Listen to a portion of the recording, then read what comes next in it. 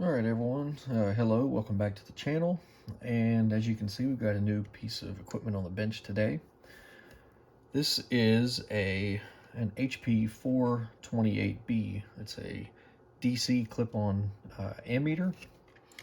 It has a range of it has 9 ranges from 1 milliamp to 10 amps full range. Take a look at the front here, and here's the front of the unit. You know, it's in pretty nice condition. As you can see, so here we've got the range switch here going from 1 milliamp to 10 amps. Right on the meter here. Got 0 adjustment pots here for balancing out the probe, and we'll talk about that later on. And on-off switch, of course, we got a probe connector here. This is an output where you can get a DC voltage output proportional to current there, and then an output cal adjust here to adjust the range from this output connection. And as you can see, I've already got the cover off of it. I've done a little bit of work, some preliminary work to it already. I'll talk about the things that have been done to it so far. I've also got the probe here. Of course, these things aren't very useful without the probe. This is the probe that clips on. You just sort of squeeze here, put your wire in through the jaws, and let it go back down. There's an arrow here on the probe to indicate polarity. Your current's going to flow this way from positive to negative, so that's what the arrow indicator shows on the probe there. One thing that we've done here is changed. I've replaced these 4 resistors right here. These are 18 kilo ohm 2 watt resistors, and they're 4 in parallel, and this is part of the voltage regulator circuit. And the only reason I replaced them, they're here, I've got them on the bench, and they were fine value-wise. They're just you can see that over time they've had quite a bit of heat across them, and so the cases are all a little bit cracked. And as you can see, like on these, you can see here where they've sort of started to crack. The heat has cracked the case, and it's sort of fallen away. So I went ahead and replaced all 4 of these resistors with new resistors. The other thing I've done here is you'll notice that if you've seen inside one of these units here, typically there's 2 large can capacitors right here. These capacitors are right here. These are the original cans from the unit, and they were mounted. This is a single can unit. It's a 20 microfarad 450 volt DC electrolytic, and this is a dual 20 microfarad 450 volt DC unit. So there's 2 capacitors in this can, and there's just a single capacitor in this can. These are also part of the power supply circuit, and they were mounted somewhere, right about in here, like this. So they would have mounted to this board, and I went ahead and replaced them. They checked out okay. The dual unit one was fine. The capacitance was within tolerance, and it didn't show any problems. This single unit here, it's supposed to be 20 microfarads. It actually read out as a 12 microfarad capacitor. So this one went ahead and replaced it, and while I was at it, went ahead and replaced the double unit capacitor also. So I didn't mount them to the front. Part of the reason is with the new electrolytics, I decided to mount them to the backside, and that's really just to sort of give some longevity to the electrolytics, being in close proximity to these vacuum tubes, especially this power tube. These are going to put off heat just because of the filament running. So I decided to put them on the other side of the board, and I'll show you these capacitors. I'll put this unit over, and so we're looking at the back side here. So here's our new electrolytic capacitors. So now these are mounted to the back side, and they're not going to be exposed to the heat so much that was off of the vacuum tubes next to them. So hopefully that will help them the life longevity of these capacitors. Now these are also rated for 105 degrees C, so that'll that higher temperature rating will also help some too. But anyway, we got the back of the other side of the unit here. We can just take a quick look. Here's obviously the power transformer. We've got fuses for the main line, and there's a separate fuse for the degaussing coil, which we'll look at that in a minute.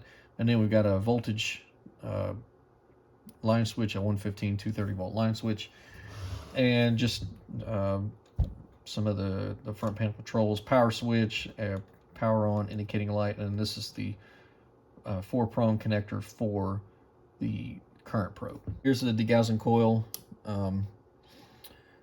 It's really just to help demagnetize the probe. The manual talks about when you take current readings through a conductor carrying a large amount of current, especially on the 10 amp range, it could magnetize the probe head. And so this coil here is just used to demagnetize the probe head so that you can take readings on the lower current ranges. There's a momentary switch here. It's just a momentary, so it just maintains as long as you hold it, and that's actually energizes the degaussing coil so that you can degauss the probe. This is the voltage regulator pass tube. It's a 12B4A single triode. This is the control tube for the voltage regulator. This is a 6AU6 pentode. We've got 3 single pentodes in the signal chain. And they're all the same. They are 6AH6 pentodes. We've got one here, and one here. There are also the additional tubes. There are 3 dual triode units, and so we've got a this is the oscillator 20 kilohertz oscillator output tube. This is a 12AU7 dual triode, and this is the 20 kilohertz oscillator tube is a 6DJ8, and also another dual triode, and this is the DC amplifier for the meter circuit, and this is also a 6DJ8. So we've got 3 dual triodes, 3 single pentodes, another pentode, and a single triode here. Now, there's a couple of different versions of this unit. This is the newer version. It's a serial number with a prefix of 995, so this is the newer unit. The older units, I believe the serial prefixes was a 131 and a 660, had a few more tubes. They had a pair of small signal rectifier tubes, which are 6AL5, and they also had a voltage regulator tube, which is a 5651, and I think that's it. But on the newer units, those tubes were replaced. There's a bridge rectifier here in the synchronous detector. Right here, these 4 silicon diodes replaced the 6AL5 tubes that would have been in the older units. And in the voltage regulator section, the reference tube, which is a 5651, has been replaced by a Zener diode, which is down here under this under the power transformer. All right, so let's take a quick look at the manual. I've got it printed off here from the internet, and this is going to be for the newer ones. So we talked about serial prefixes. This is for serial prefix 995 and above, and it looks like it's from 1970s vintage there. This manual here obviously has been edited. It's not the best HP manual. You know, HP manuals are typically known to be pretty good quality. Of course, you know, they're not all without flaws, and there's a lot of manual updates, but this particular one seems to be a little bit scattered. And just and I don't know if it's just this manual. This is just one I found on the internet, so it could be that somebody has changed it out. But anyway, it's like I said, it's not to me. It's not. It doesn't seem to be as well put together as some of the other HP manuals. And I've also gone ahead. You'll see, as we look through this manual, you'll see a lot of things like here where I've got uh, stuff lined through with pencil, and that's the manual change section. I went ahead and did the manual backdating changes for this manual because there are quite a bit of backdating changes, and a lot of them in particular have to do with the calibration and troubleshooting sections. So I went ahead and backdated this manual to make those corrections. So that's when you see things in pencil here, just so you'll know what that means here. And we got, of course, general information for the manual or for the unit, how to take a reading, and this is what we talked about here. So conventional current flow, as you know, flows from the positive potential of a DC source to the negative potential of that DC source. And that's what the arrow on the probe head indicates. So if conventional current flow going from positive negative, so you'll put the wire or the conductor that you're measuring the current, align the arrow on the probe with the direction of conventional current flow, and that'll give you the reading on the meter. Increasing the absolute sensitivity, you can simply loop more coils through your probe, and it talks about here, so you have a 1 milliamp signal. If you make 3 loops, it'll indicate 3 milliamps. So that's a way of increasing the sensitivity of the probe for the current reading. The way this works, and they've got this drawn here, and it's not exactly the way it's wired electrically, but it's drawn here to simply explain how the theory works. There's a gating coil here that produces a constant 20 kilohertz signal, and that 20 kilohertz will saturate this core twice every cycle. Right here, this coil A would be whatever wire is going through the probe that you want to read a current on. So that current going through this wire that you're trying to read is going to produce a flux in the core. Well, the flux will only be produced in the core if the core is complete. And what the gating coil does is twice every cycle of 20 kilohertz, it will saturate the core. And when the core is saturated, it's the effect of opening the core, so it disrupts the flux that's being generated in this core by the wire that you're trying to read.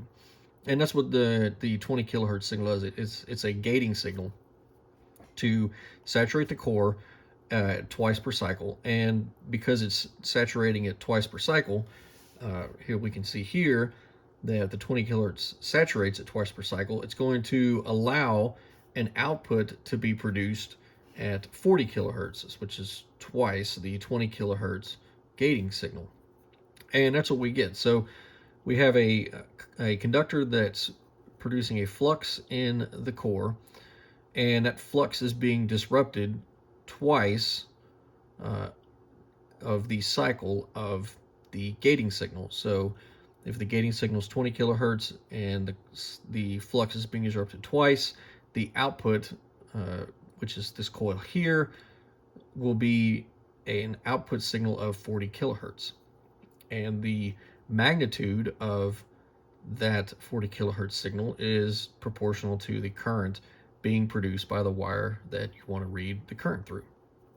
And that's essentially how this works. Let's have a look at the unit now. I've got it hooked up on a little setup here, and we'll see how it's working. So we're on the 100 milliamp range, and I've got the current probe hooked up to measure current. And the way we're doing that is I'm going to run the output of this power supply through this red lead here. We're going to go through a 50 ohm resistor through this DMM, which was set to measure current, and we're going to go through the return path to the power supply. And the probe here is set to monitor current through this lead here. We're looking at the arrow pointed in the direction of conventional current, so that would be returning back to the power supply. And I've got it set up here. We're looking at 100 milliamps, and I've gone ahead and zeroed the current meter. So we're going to adjust our output now. And it looks to track pretty good. So we're looking at, 19 milliamps, just about on there. We'll go ahead and bring it on up. Okay, we're seeing 50 milliamps.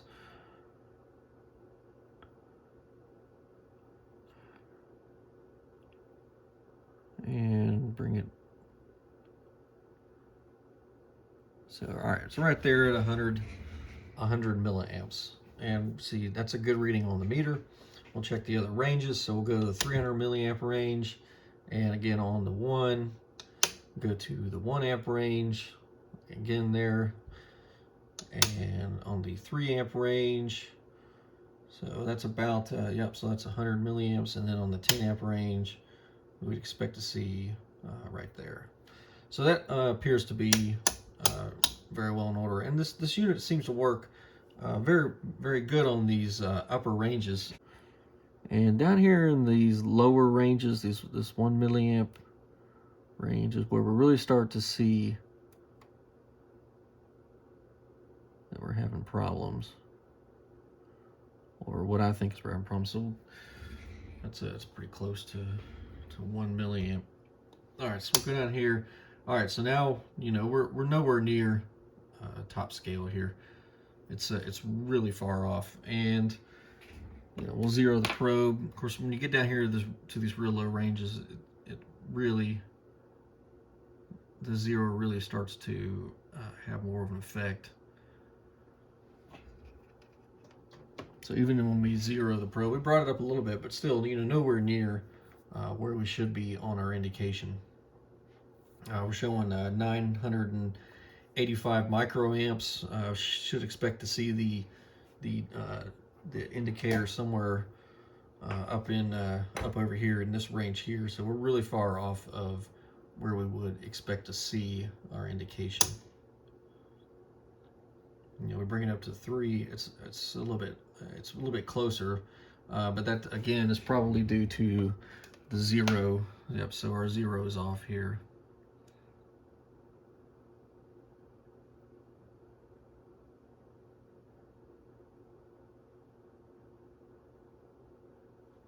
So we'll plug it back in, and we see again 985 microamps, and the needle is showing here just under 900 microamps. So it's still pretty far off.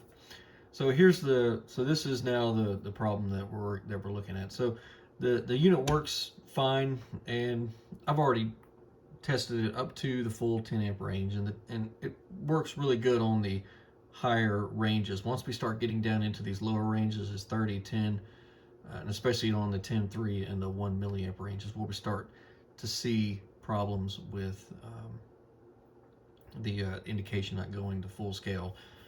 So we're going to take a look at some things that I may think are contributing to this problem here.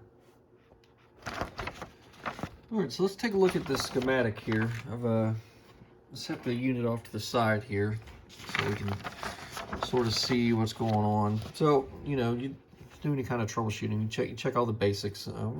Checked all the power supply voltages. They're all good. We already know we've changed out the power supply electrolytics. So talking about things like ripple, noise on the power supply, this is not really an issue. So let's take a look at sort of briefly how this unit works. So we've got our probe, and we've got our 20 kilohertz oscillator. That's saturating the probe head, and our current, which is being measured on our wire here, is inducing a voltage, and that voltage is being induced into the probe at a frequency of 2 times the gate drive, which is 20 kilohertz. So 2 times that would be 40 kilohertz. So we've got an output coming off our probe at a frequency of 40 kilohertz with a signal level that's proportional to the current being measured. So we got the first thing we have here is we have here's our zero network, and because this is a pulsed signal down here, at 20 kilohertz. It's going to be pulsed at 2 times, so it's actually at 40 kilohertz. So we got a pulsed 40 kilohertz signal, and it's phase shifted here about 90 degrees, and it's fed back into the probe. And all this is done is simply to cancel out any residual, so that when you have no current flowing through a conductor, any residual voltage being induced into the probe as a result of the gating signal can be zeroed out. So that we zero out any residual signal, and we only have a signal that results from current being measured on a wire. And that's what this portion down here does. So we've got our 40 kilohertz signal coming out of the probe head. It's going to go through a divider switch here, which is our range divider on the switch. That's just going to make sure that we have the appropriate feedback level and appropriate input level to our amplifier being fed at all times. So it's going to maintain a constant or an appropriate feedback level and output voltage into our amplifier. We got a 40 kilohertz amp. It's going to go through a filter network, which is going to filter out any non-40 kilohertz signals that might be on this line. And then that signal is going to be fed down to our detector drive here, which is going to amplify the signal and feed it to our synchronous detector. And the synchronous detector, the way this is going to work is, we talked about, we've got our 40 kilohertz pulses coming off of our oscillator that feed our zero circuit, and they also are sent down here to our detector gate amp. We've got a phase control and a filter network here that produces a 40 kilohertz signal that's fed into the detector gate amp, which amplifies that to a large, so we're looking at, I think this is about 10 volts peak to peak, amplified up to a 300 volts peak to peak signal, and which is fed to this transformer here. The manual talks about how this detector bridge works, and I'm going to just kind of sort of briefly explain here. So here's our 40 kilohertz signal coming into this transformer, and this is the signal that has our current information. And we've also got our amplified detector gate signal coming in here from this transformer. And on, so you look at a cycle, at one cycle, or one half cycle rather, of the gate signal coming in here. So we assume that on this first positive cycle, we have a current coming out of this transformer, which is going to forward bias this branch of the circuit, allowing a current, producing a current flow from this point here, which is at a higher potential than the center tap of the transformer here. So our current's going to flow in this direction, forward biasing these diodes and back biasing or reverse biasing these diodes over here. So, but these diodes conducting, what's going to happen is it's going to allow a voltage which is produced at this transformer here, which has our current information.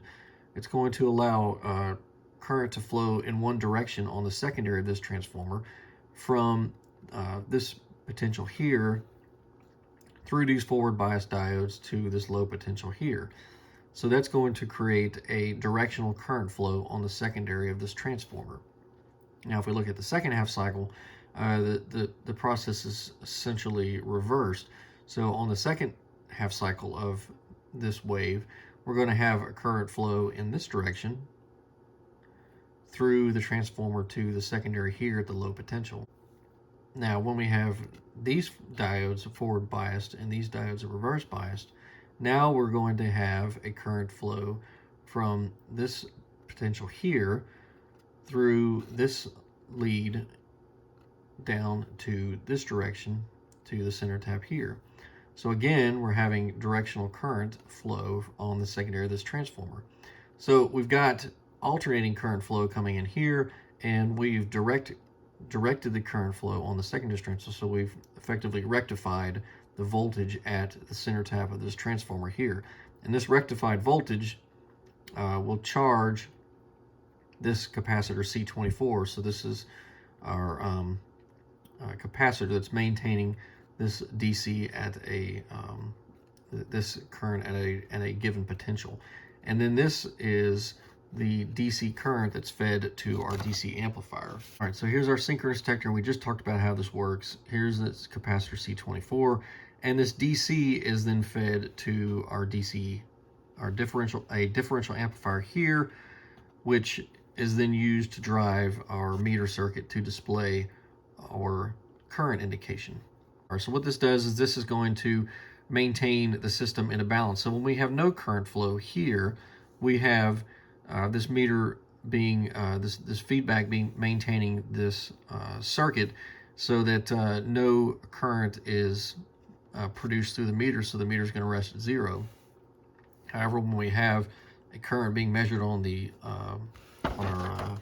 from our probe here through a wire, it's going to produce it's going to offset the balance, and that offset balance is going to cause deflection on the meter here, which is going to be set to indicate whatever the current value is, and that is dependent on our range selection here. So the range selection switch is going to set up the meter to display the appropriate current value, which is what the current that's being measured. All right, so there's a couple things we can look at.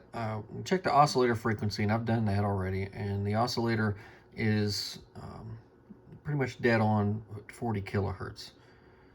It is within the plus or minus 200 hertz range, so I'm not concerned about the oscillator frequency.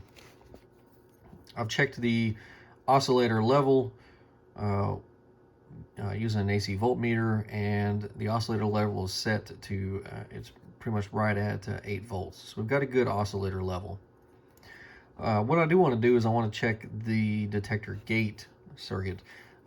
Earlier on in the manual, there's when it talks about the detector gate, it specifies that you need the detector gate, for the detector gate to work properly, you need to have a high level of gate signal. And we got this written in pencil here. This is part of the manual backdate. It specifies a value for step 5.42 or step 5-42, which is 2.5 to 3.3 volts RMS. All right, so here's our board layout. TP4 is going to be right here at the top of the board. Here's L7. That's the adjustment that we're directed to use to try to get our voltage within range. So I've got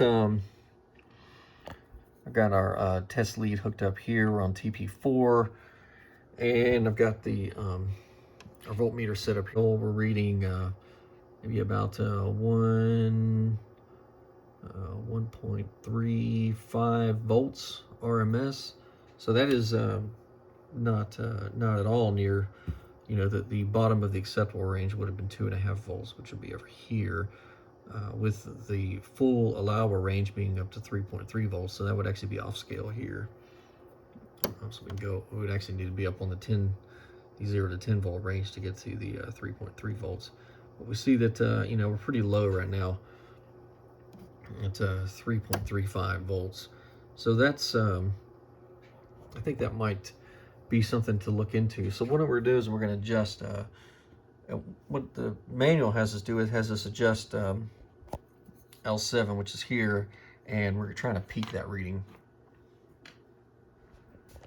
I've got the I'm going to look at the meter, and I'm going to make the adjustment of L7, see if we can peak that. Now, I don't have a non-magnetic adjustment tool, so hopefully it won't throw off the reading too much. And I can see that when I put my screwdriver in there that it's already making it move a little bit, so we'll see. Alright, so we can adjust it, and we're going to make that adjustment here. We see we're going the wrong direction there, so let's see if we can bring it back up.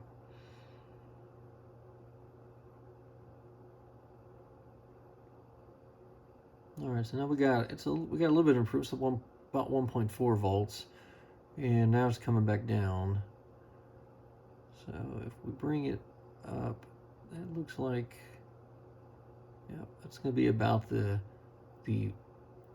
peak of our reading right there. So we got about 1.4 volts out of that, so not quite enough. All right, so the manual talks about there's a troubleshooting section in the manual. It's not very good, but one thing it does say to do is that it says most failures will be due to bad tubes or transistors. So what we're going to do is I've got some 6AH6 pentodes, which is what that amplifier section uses. So I'm going to change out the tube and see if we can have any improvement with a different tube in that socket. All right, so we pulled the tube out and there. I'm just doing this with the unit running. Of course, if you're going to do this kind of troubleshooting, you just have to be careful of and take the high precautions for working around high voltage. And the tubes are also really hot, so you want to use something like a rag or something to get a hold of the tube to pull it out. We're going to put this new, well, I say new, we're going to put a different pentode in and see if that makes a difference. All right, so we got a new pentode in. It's going to take just a few seconds to warm up, and we should see some indication on the meter here as the tube comes. So the tube's coming up now, and I can already see that we've got a very large improvement on the signal coming out of our gate detector or detector gate amp there. So we've got a signal of about 2.1 volts. So still a little bit lower than the manual specifies, but I'm going to try to make an adjustment and see if we have any effect when we make that adjustment on L7 again. So, all right, so we're getting a little more drive, and a little bit better of a peak, and it's not quite there yet. Now we got about that's about 2.45 volts, and I'm gonna have to sort of play with it because when I take the screwdriver out, it shifts a little bit. Let's see if I can get it adjusted just so. When I take the screwdriver out, there we go. So we got it peaked now at about 2.45, so almost to where the manual specifies the 2.5 to 3.3 volts RMS. We got 2.45, which is pretty close, but I'm going to go ahead and say we take a look at the output of the detector gate amp, because we should have a 300 volts peak-to-peak signal at the input to this T3.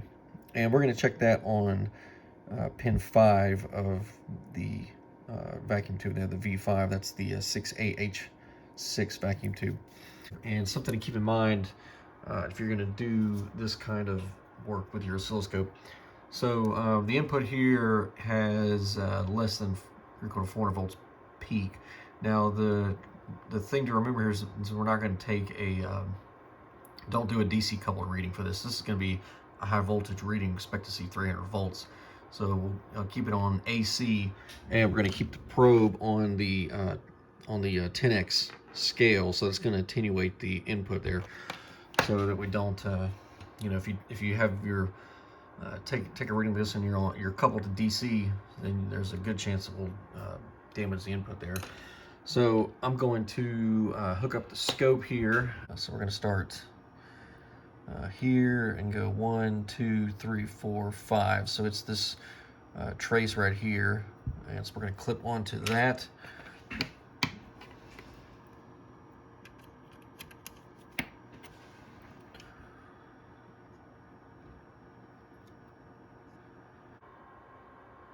All right, so we're reading just about is that we'll call that it's 29.9 volts. I mean that's basically 300 volts peak to peak. So remember that's on a 10x scale. So we're going to multiply this number by 10. We get 299 volts peak to peak. So I'm going to say that's a good reading there. So we got our we have 300 volts peak going into the primary of T3. So we changed the tube out here, and we got an improvement on the voltage here, and we are showing a in-spec reading here on the input to T3. So we've got our sufficient gate drive. Let's put a signal into the probe. We'll do a 1 milliamp signal into the probe and see if our display has gotten any better there for the lower ranges. Set up again. We're on the 1 milliamp range. I've got the DMM here showing the current, and we're going through this 2 kilo ohm resistor. We're clipped here. Our probe is clipped here to the return to the power supply, so we'll turn the power supply on. All right, so we're going to set up, and we'll bring it up to 1 milliamp. So we're already seeing that that looks pretty accurate right there. We've got 100 microamps, and that's showing the correct value there on the meter. We'll go ahead and just bring it all the way up to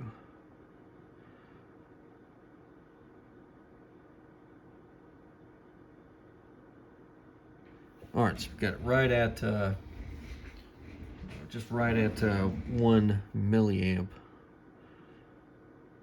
Tweak that down just a little bit. There we go. So we'll call that good right there. All right, and we see, so we've got 1 milliamp current, and our display is much more accurate to where we need to be for the 1 milliamp display. And we'll check the next range up. That looks pretty good too. One thing we can check is the 0 here, and the 0 looks pretty close on these lower ranges. Sometimes you may have to make some adjustments. We can re-zero, and now that looks to be right on where it should be. We can go up to the 10 milliamp range again and make another 0 adjust there. And there we are again, showing the 10 milliamps. So that looks pretty good there, and that's also showing the 1 milliamp. And then on the 10 milliamps there, we're showing 1 milliamp again, and on the 3 milliamp range, and then on the 1 milliamp range.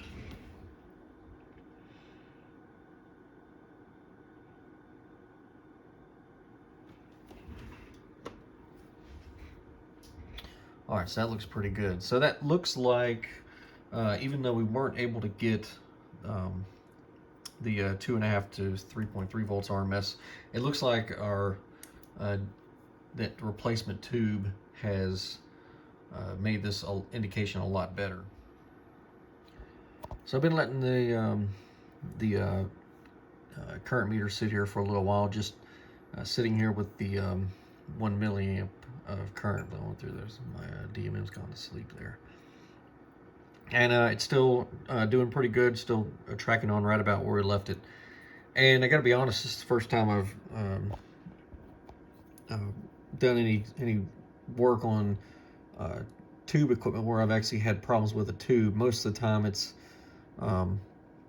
you know, some other component, capacitor, resistor, or something like that. So I'm a little skeptical about some of the other tubes. You know, if this one tube has gotten tired, which that seems to be the case in this instance, that we just found a tube that was sort of at the end of its useful life, then I'm wondering if we've got any problems with the other tubes, because, you know, we've got 2 more of these pentodes here in the signal chain. This pentode here and this one right here, they're all the same 6AH6 pentodes. So what I'm thinking about doing is going ahead and running a test of the tuned amplifier section. And what this does is this is going to check the tuned amplifier. There's some equipment setup we got to do. We'll check the input alignment, the interstage alignment, and the detector phase adjustment. And we end up checking the patterns on an oscilloscope here. Ideally looking for this pattern here. However, we can get to this pattern right here. And the way we're going to do that is we're going to set up some test equipment first. This paragraph here talks about how to set up the test equipment. Essentially what we're going to do is we're going to have an oscillator set up to supply 35 milliamps of AC RMS current through a load. So we'll go through a 50 ohm load because this, I'm going to use my 3325B, which is a 50 ohm output source, and we'll set that up to supply the 35 milliamps of AC current. And then we're going to clip the 428B around the lead carrying that current. And then we're going to make some additional connections. We're going to short TP1 and 2 to ground here, take a reading on test point 3. Then we're going to adjust the tuned circuits L9 and L10 while we pad those with a 0.0082 microfarad capacitor. And then finally, for the detector phase adjustment, we're going to insert 390 ohms of resistance in the feedback circuit. And then we're going to look at our oscilloscope pattern here and adjust L7 if we need to make adjustments on the pattern there. And as I said, this is the pattern we're looking for. And if we get residual here, then there's a section we can do for residual cancellation here, which will require us to do some preliminary adjustments, which the manual change actually has you delete this paragraph and insert this paragraph here where we make adjustments to R84 and R82 and clean the probe. And I've cleaned the probe head, the probe jaws already.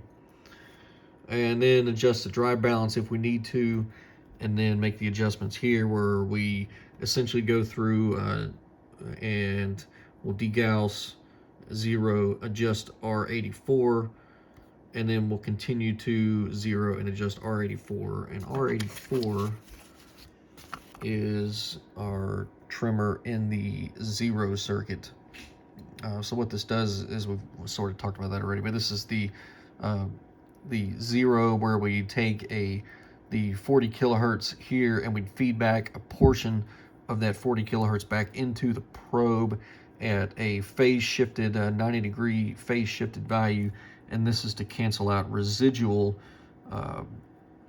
current that's being produced even when you don't have, so when you have a 0 current flowing through a conductor here that you're testing, or when you have no wire in the jaw that you're measuring current on the lower ranges, you can get still some output that's induced by the 20 kilohertz oscillator. So this 0 circuit is used to cancel that out.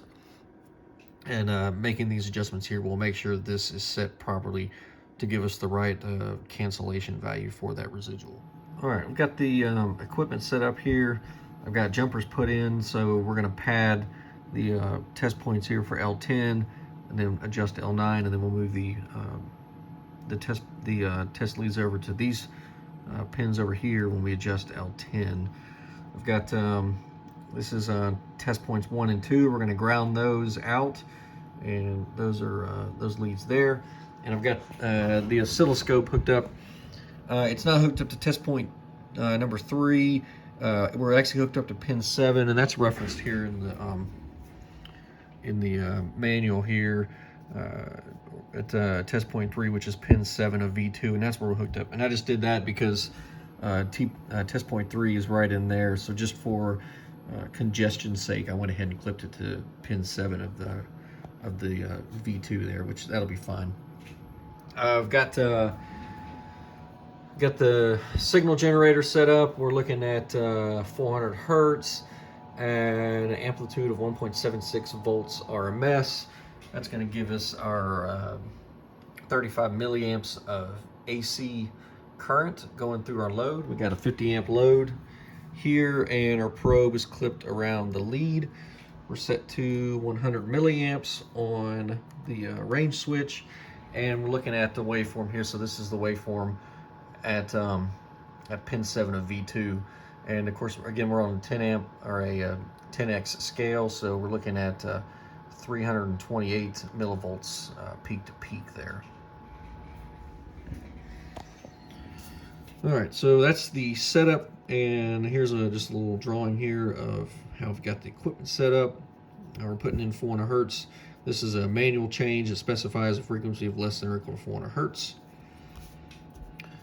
And so we're going to short TP1 and 2 to ground, and then we're going to open the feedback disconnect.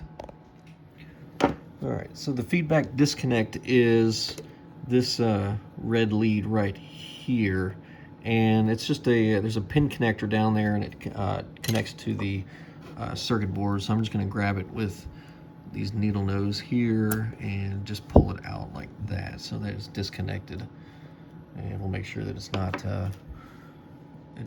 touching anything there in the unit. All right, so we'll leave it floating there. So we pulled out we've opened the disconnect, and we're going to adjust C2 for a maximum AC reading at 10.3. So that's our oscilloscope reading. And C2 is this capacitor right back in here. So I've adjusted C2, and we got our maximum reading. Now it's reading a little bit lower than it was before, and that's because we pulled the feedback disconnect out. But I've peaked it out, and it was already pretty close to the peak anyway, so there wasn't really a whole lot of adjustment to be made on C2. We made the adjustments here on C2, and we got a value of 0.2 to 0.4 volts peak, and this information is in the manual backdating. We had about 308 millivolts or 0.308 volts peak read on the oscilloscope there. So now we're going to do this next section here. We're going to pad across L10 and L9 and make adjustments to the other. So when we pad across L10, we're going to adjust L9, and then we're going to pad across L9 and adjust L10.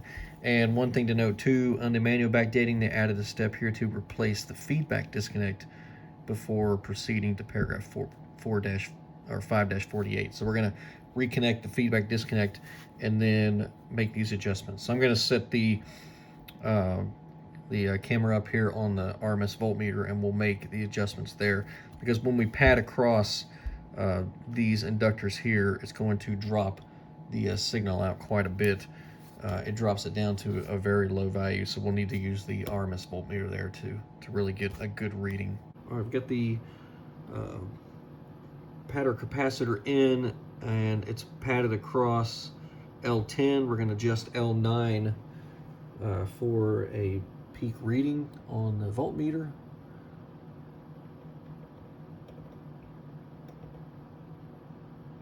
All right, so that's dropping out.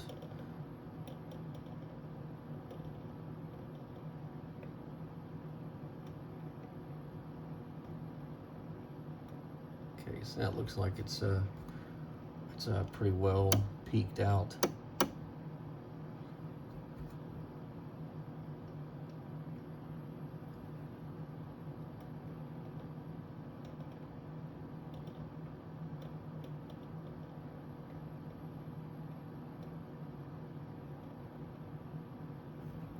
All right, we'll move the padder capacitor over to the test points at L9, and then we'll adjust L10.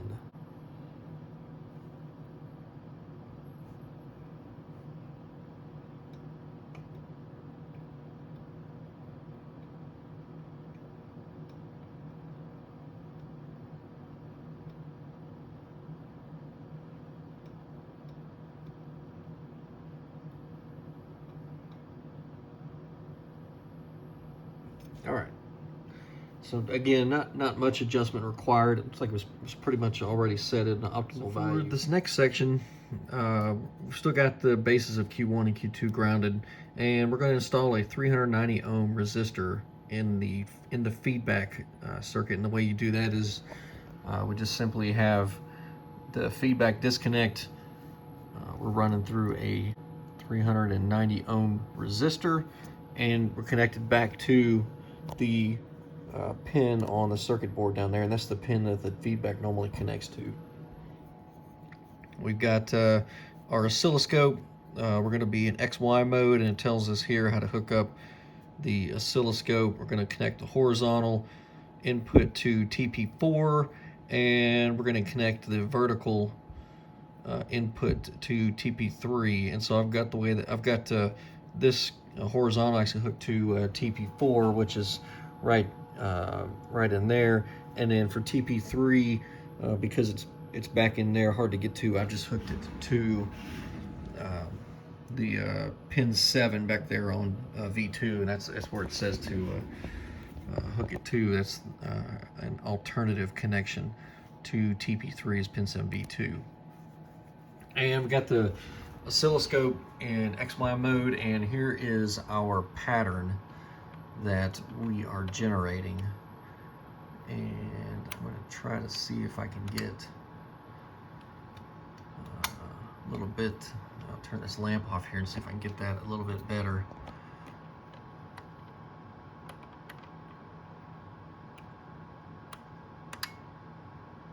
Okay, that's probably about as best as it's going to get. So that's the pattern that we're generating, and this is the ideal pattern. So we have no residual, and this is an acceptable pattern with some residual, and this looks more like what we've actually got on the screen there. But it doesn't look like the center. So the center needs to be aligned. The four corners of this inner diamond need to be aligned, and if they're out of alignment like it shows here, then the correct adjustment has not been made. So what we're going to do is it has us adjust, turn the slug of L7 until we get a correct pattern, and L7 is going to be this inductor right here. So we're going to make the adjustments here on L7, and we can see how. So we can see how, as I make the adjustments, how that changes the way that pattern is working.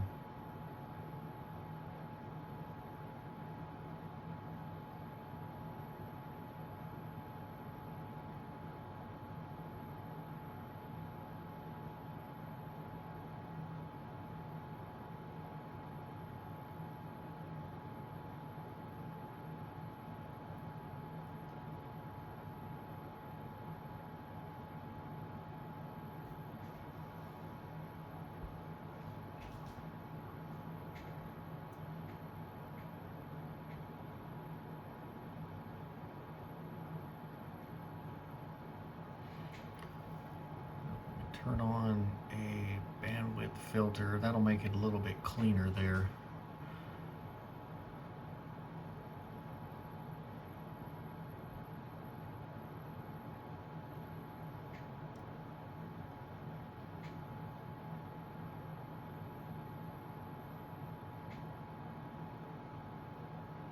And unfortunately, I don't have a non-metallic adjustment tool, so it's going to take a little bit of fiddling around. I think I can get it to adjust. Okay, that looks pretty good right there.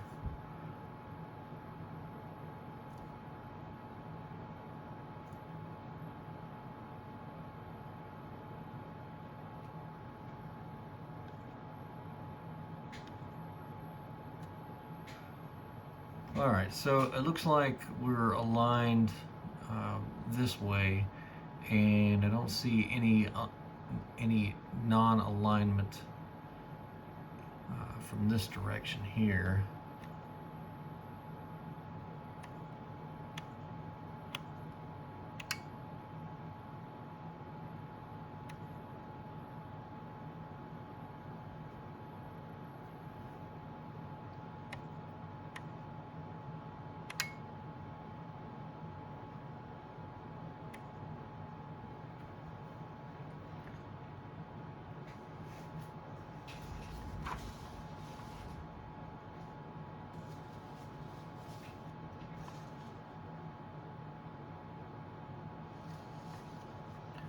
But it does look like we have a little bit of residual. So what we can do is make an adjustment. So what the manual says here is for the correct pattern. It says the conditions for a correct pattern are that the intersections are lined up vertically. So they would be lined up vertically, and that there are no traces in the center diamond. So what I think they're talking about here, so we're lined up vertically here, but it does look like we've got some traces. We don't have a diamond like they showed in the manual, but it looks like there's maybe some traces in here. So I think what we'll do now is go ahead and run the section for residual cancellation, see if we can get a better pattern than what we've got there. All right, again, so this is what we're looking for ideally, and this is what the pattern would look like with some residual indication there. So that's what we're going to do. We're going to run this section down here, and what that's going to have us do is there's a preliminary adjustment here we're going to make, and once we get done making those adjustments, we'll check the drive balance, and then we will perform these steps here to adjust for residual 40 kilohertz cancellation. All right, we've got the 428B all disconnected. All the test equipment has been removed, and we've reconnected the feedback disconnect. So we're going to do this, make these preliminary adjustments, and then we'll see about if we can get anything out of the residual 40 kilohertz cancellation. So the first thing we're going to do is perform these adjustments here. And like I mentioned before, this paragraph is deleted, so we're going to do these steps here. So we're going to set our range switch to 100 milliamps, which we've got that done. And we're going to look for an AC reading at the wiper connection of R84.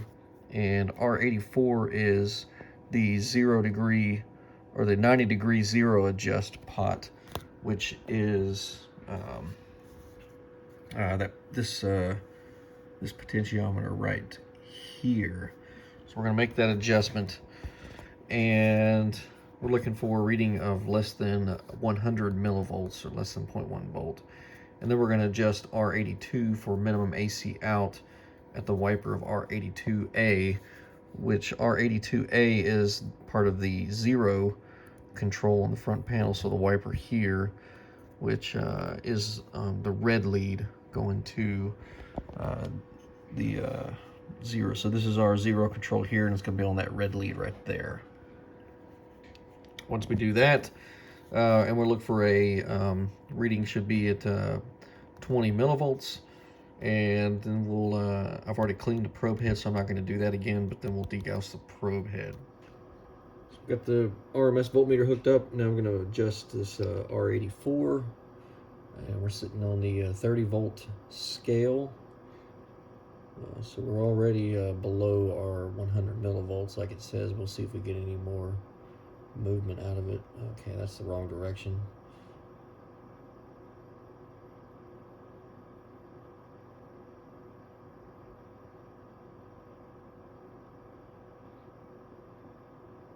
Okay, it's starting to come back up, so we'll take it the other direction here.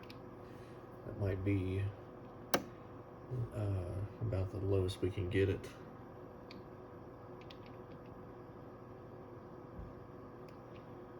So it's starting to come back up here. I'll bring that back.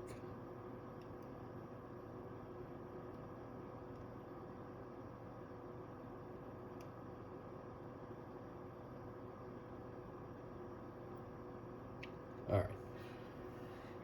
So it's about we're on the 10 millivolts scale, so we're reading just under 6 millivolts there, which is going to be well below the 100 millivolts that the manual specifies. So I'm going to move the test connection over to wiper now of our potentiometer.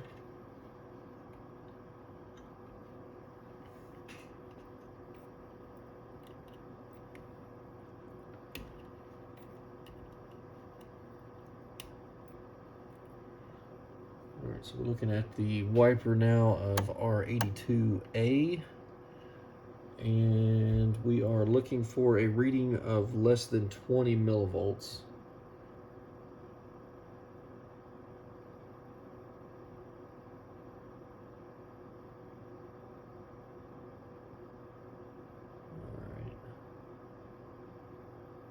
So that is less than 20 millivolts.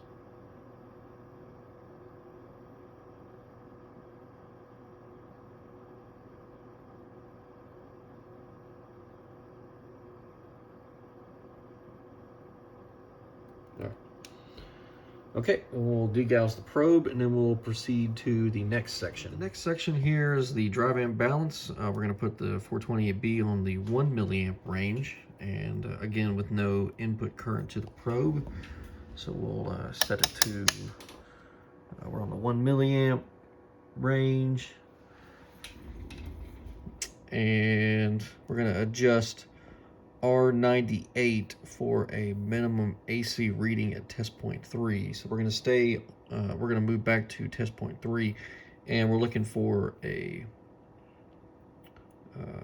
minimum AC value, and it should be less than 0.5, so less than half a volt. All right, and we're on the 1 volt scale, and we're seeing about it's about 0.21, so 210 millivolts. Yeah, about 215 millivolts. So we are less than half a volt. So we're not going to make any adjustment there on the. We're not going to make any adjustment there on the drive balance potentiometer. So we're going to do the next section now, which is the 40 kilohertz cancellation, and of course.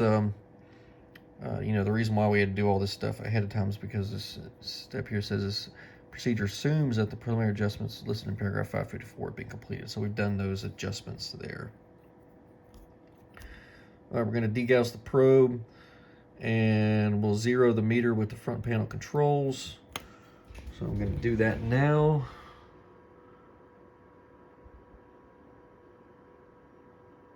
We're going to adjust R84 again for a minimum AC reading at test point 3. So what I'm going to do is we're going to go back and forth here. We're going to adjust R84, and then we're going to zero the probe. Adjust R84, zero the probe. We're looking for that minimum reading there at test point 3. All right, so it's a lot of back and forth between adjusting the trim pot on the circuit board and going back and rebalancing on the front panel controls, and I pretty much got it balanced, bottomed out of it as low as I can get it. Now I didn't get it all the way down to 20 millivolts. The procedure says should be approximately 20 millivolts or less. So as you can see here on the meter, it's 25 millivolts. So we're 5 millivolts off, and unfortunately that's about as low. That's about as good as I can get it. So what happens is, you know, you adjust the trim pot on the circuit board. That's going to offset the zero. Then you zero it. Then you re-zero the meter, and you adjust the trim pot in the same direction, but less. And so eventually you get to a point where when you make the adjustment on the trim pot, the zero shift, when you shift it back, it comes back to the same place. And at that point, I'm going to say that the end of the adjustment, because if we make any further adjustments, it just gets worse and worse as far as the voltage, the AC voltage here, it gets higher and higher. So we've reached the point where the adjustments aren't improving anymore. So we've done the residual. Let's hook up our test equipment back on the oscilloscope and let's see if we have any change in the pattern on the oscilloscope.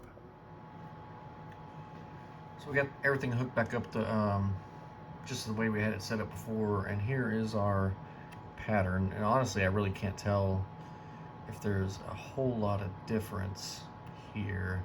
I got to looking around at the manual because I was questioning the display we had, especially after going through the residual cancellation procedure and really not seeing any noticeable effects.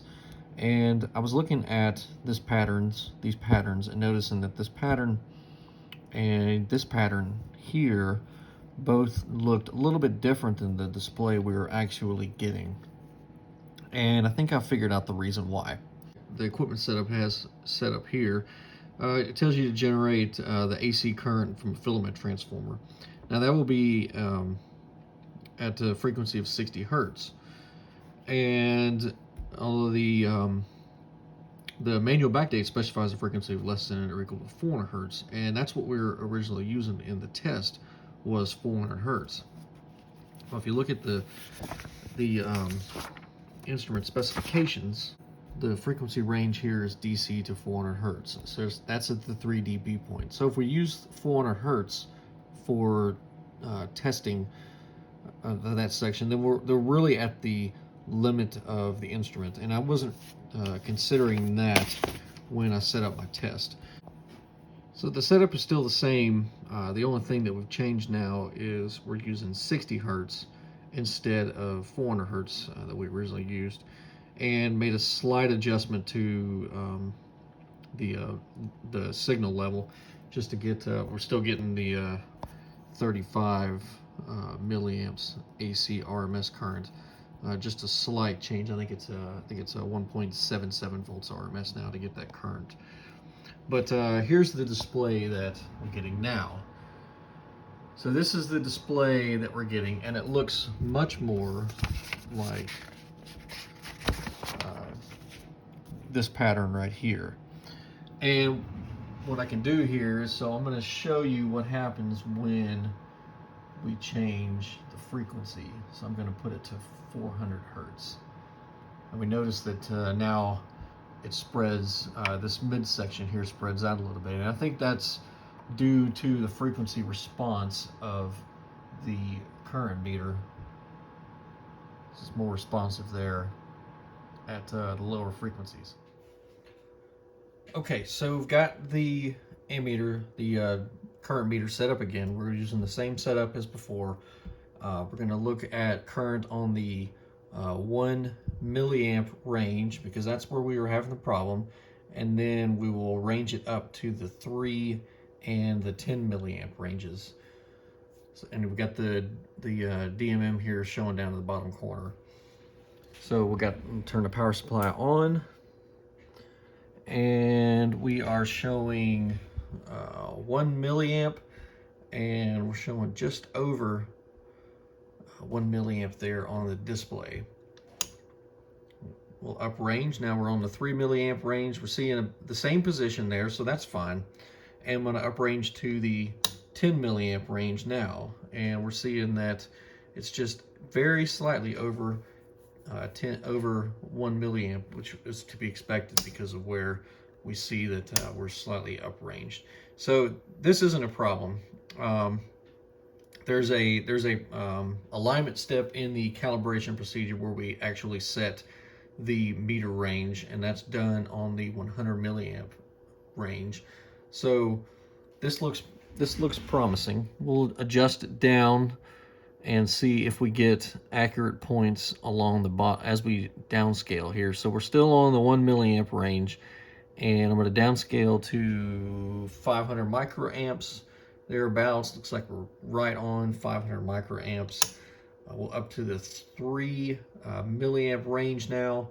So again, we're just right there at the 500 microamp range, and I'll upscale again to the 10 milliamp range, and we see again that we're there at about the 500 microamp range. So that looks good. Downscale one more time, we'll go down to 100 microamps.